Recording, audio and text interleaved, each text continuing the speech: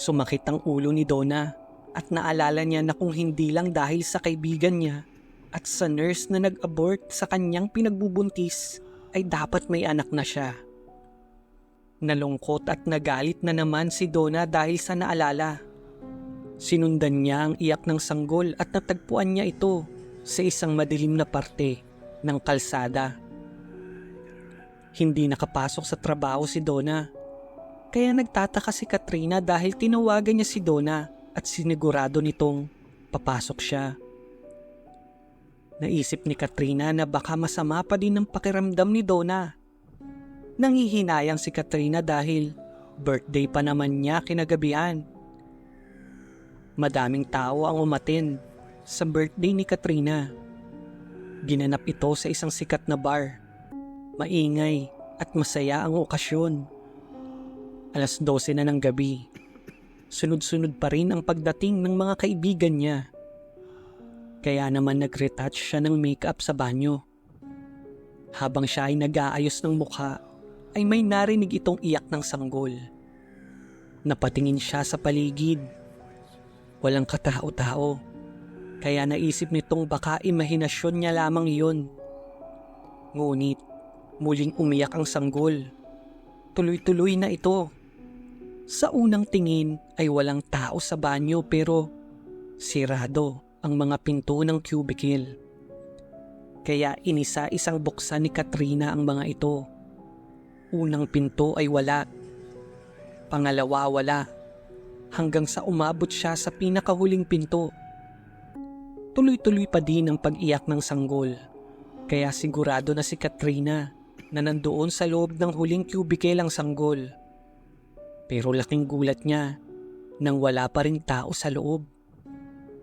Biglang namatay ang ilaw sa loob ng banyo. Kinabahan si Katrina kaya lalabas na sana siya. Pero mayroong tumulak sa kanya papunta sa loob ng cubicle.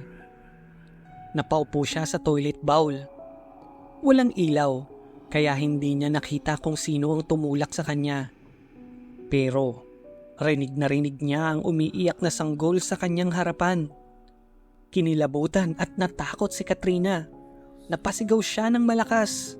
Ngunit hindi ito rinig ng mga tao sa party dahil napakalakas ng mga tugtog.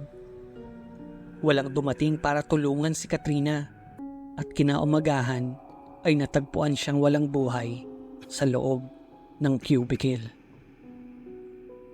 Balitang-balita ang nangyari kay Katrina. Lahat ng channel sa TV ay ito ang pinag-uusapan.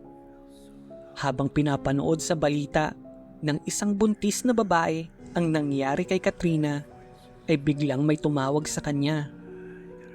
Sisimula na daw ang operasyon. Agad lumapit ang buntis na babae sa nurse na tumawag sa kanya. Bumulong ang babae sa nurse. Ang sabi nito ay ayaw niyang masaktan kaya pwede bang may anesthesia habang inooperahan? Sumagot ang nurse na pwede pero mas mahal. Okay lang basta hindi masakit, sagot ng babae. Humiga ang babae sa kama at tinurukan ng anesthesia. Unti-unti itong nahilo. Habang naghahanda sa operasyon ng nurse, ay may narinig siyang iyak ng sanggol. Tumingin siya sa paligid pero wala namang tao. Tuloy-tuloy ang malakas na iyak ng sanggol. Kaya tinanong ng nurse ang babae kung naririnig niya ito. Pero paglingon niya sa babaeng nakaiga sa kama, ay tulog na ito dahil sa anesthesia. Lumabas ng kwarto ang nurse. Hinahanap niya kung saan nanggagaling ang mga iyak. Galing ito sa banyo. Dahan-dahang binuksan ng nurse ang pinto at nang tuluyang bumukas ito, ay laking gulat niya. Siya ay napasigaw. Nagtalsika ng mainit at mapulang dugo ng nurse sa kanyang puting damit at face mask. Hiniwa ang tiyan nito na parang sinisaryan. Bumagsak ang nurse sa banyo. Naliligo ito sa sarili niyang dugo at unti-unting nawalan ng malay habang naririnig ang tuloy-tuloy na pag-iyak ng sanggol. Ilang oras ang lumipas at nagising ang babae na nasa kama. Agad niyang hinawakan ang kanyang tiyan Nagtataka ito. Bakit buntis pa din siya at mag-isa lang siya sa kwarto? Tinawag niya ang nurse habang lumalabas ng kwarto, pero laking gulat niya nang makita ang bangkay nito.